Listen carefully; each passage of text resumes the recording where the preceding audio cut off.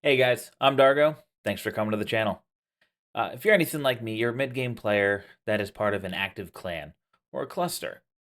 And a lot of the people in the cluster or the clan are probably level 100 and they've got these awesome epic accounts. But you probably don't know that they have multiple. I know in my clan there's someone who's level 100 and they have like 3 or 4 accounts. Now, I asked him why, and he said that he doesn't like to spend a whole lot of money. So, for 3 of his accounts, all he does is log on every day, collects the gem, does the dailies, and then forgets about it. And when he really gets an itch to pull a gem, or if they're doing some kind of awesome 2 times, he'll jump on those 3, he'll pull, and then he won't want to pull on his main because he's already been either disappointed or really excited. Now, I was going to create kind of a mid-game mindset on a new account video. And when I was talking to him about it, he was like, "That's trash." He's like, "Why would you have a mid-game mindset with a new account?" He's like, "Just show your own account then." I was like, "Well, because I want to show what someone who has the mid-game mindset, maybe they'll do dungeons a little differently, or maybe they'll do something like that." And his response was, "Well, why don't I give you one of my accounts that has some decent champions on it, and then you can show people what it's like to get accounts. You know, your friend doesn't want to play anymore, or you convince your significant other to join so that you could try to play something and they just quit." So that's what this is. This is, hey, your friend gave you an account. No, I'm not going to lie, this account's pretty cracked. When I asked him why he would want to give it to me, he said, well, I've literally pulled 4 newts, so he doesn't need to play with it. He already knows how a newt works out and everything like that. He said that he's got a +4 Rotos and a +2 Siffy, so he doesn't need anything like that. And he said the rest are all just meh champs. Now, for me, I don't have a newt on my main. I don't have a Rotos on my main. And unfortunately, I missed both times they gave Ninja. One because I joined a little too late, and the other one because I was taking a break from Raid. A 2-year break. It was a rocky relationship, but we've gotten back together now. It's good. Um, so I was like, yeah, that'd be amazing. To do. I would love to take over this account and just kind of show the progression of starting with some decent, or in my case, some amazing champs, and kind of going through who to level, when to level, doing all of your doing all of the dungeons, everything like that. So we're gonna have the mindset of this, like we know how to play. Okay, we already know Glycad Meltwater right here. He's got the freeze on his A1, okay, which would be awesome when we hit Fire Knight hard. We have, the perfect veil, the increased attack, and the turn meter fill on his A2, and then we have a revive and increase accuracy and increase defense. Now, if no allies were revived, he just gets an extra turn. So that goes from a 4 to a 3 cooldown. Allies on a perfect veil buff placed by this champion deal 10% more damage. Well, guess what? We've got Rotos and Newt. So that's a lot of extra damage. We've got Ninja. And by the way, none of these are bugged. He literally went on every day, did the dailies, got off. Said it takes him about an hour to do all the dailies on all the random accounts. And then he gets on his after that. He's retired. He doesn't need to do anything during the day. He just sits down and plays. So we're going to look through. Campaign has literally just been, I think, yeah, he hasn't even started chapter 2. Yeah, he hasn't even done chapter 2. So what we're going to do is we're going to go through. We already have a level 50 ninja, but they could take care of this on their own. We're going to 3-star this. We're going to 3-star the next one. If something interesting happened, I'll cut back in. If not, well, then I'll see you when I'm done. And I'll tell you how long it takes too.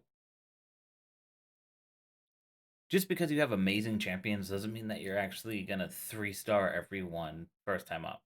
It's a common misconception. They're not geared, but they're still Legos. People are like, "Oh, well, my newt should be carrying everything alone." It doesn't have gear. It's not leveled up. Like, go back, gear stuff. Yeah, it's gonna cost silver to take it off later, but look at your arbiter missions. See what you can do for the arbiter missions, and then build it up that way. Just because you have to gear them now and you have crap gear doesn't mean they have to stay in it.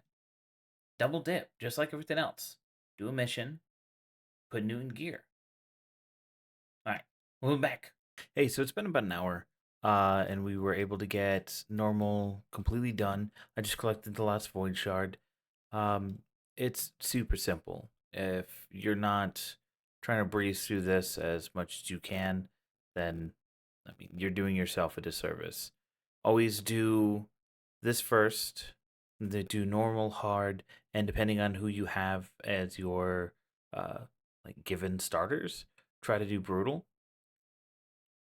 We have a fusion going on right now. So I have. Oh, where are they? Right here. So Newt and Rhodos are level 50. We're doing a fusion right now. So instead of booking them up and making them 60 in order to do Brutal Campaign, what I'm going to do is I'm going to wait until the champion training event next week. And what I'm going to focus on now is trying to get the rest of the team up, do some dungeons, maybe even just campaign farm in 12.3 for a while. As you can see, I'm not really looking too much for food and chickens. For skill books, we have 91 epics, so that will go into. Oh, there's an Ugo here, so probably an Ugo, a Seeker, Fane. Fane's always good as well. And then the 11 books that we have, I'm going to try and focus on Newt's A3 if I can. And then Rhodos and finally Ninja. Those are going to be actually. We want to get as many books in his revive as possible. So we'll see where everything lands, but I believe Newt's going to be the first one because he's going to be the key to getting all the dungeons quick. All right. I'm going to start the other part of the campaign, and I'll see you in a little bit. I'm going to pull Void because, like I said, this account hasn't pulled any Void legendaries, and I'm not exactly sure where it's at in its mercy. If I can get a Siffy to go with the Rhodos, I think that'd be amazing. Also, with the Man Eater here, we could try to work towards a semi-unkillable team so that we can get Clan Boss down. All right, so we're gonna do those pulls right now. Am I expecting a Lego? No, not even close. Would one be nice? Yeah, sure. But we're also doing a summon chase event right now, and I think that the summon chase would be good. Bellower is a really good campaign farmer. Um, yeah, and that's all we're gonna do for the shards. We'll see where we are, the summon rush. If we're close to something on the summon rush, which we aren't, I was gonna say we could definitely do that, but we're not gonna be doing that right now. All right. Uh, the next thing to do on this account after getting those two done is one of two things. You can go ahead and try to do the brutal campaign as well. I would suggest taking one of your 50s because probably around stage 10 on hard mode is when the people that you start with will be 50. If the account that you were given has some chickens on it, then go ahead and make a 6-star if that's your plan. My plan right now is actually to focus a little bit on dungeons. Like I said, there is a champion training tournament next week. So I'm going to be using my resources wisely until I can get in a clan, and then until I can start getting at least nightmare to ultra nightmare. I'm going to be as frugal as I can. Another good thing about the accounts that you're given, the people who usually run these accounts, they, like I said, they just try to pull a champion that they want to play, or they just pull on the account whenever they get a win. They always collect the dailies, which means you have a lot of Demon Lord keys, like a lot. What I would suggest is only do the 4 a day, unless you're just about to get the highest chest in the next level.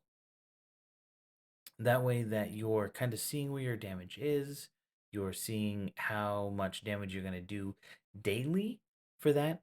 Plus, it'll kind of extend the Demon Lord keys that you have. So once you actually go through the missions and you get, I don't know, I think it's on here somewhere. It's probably way towards the end.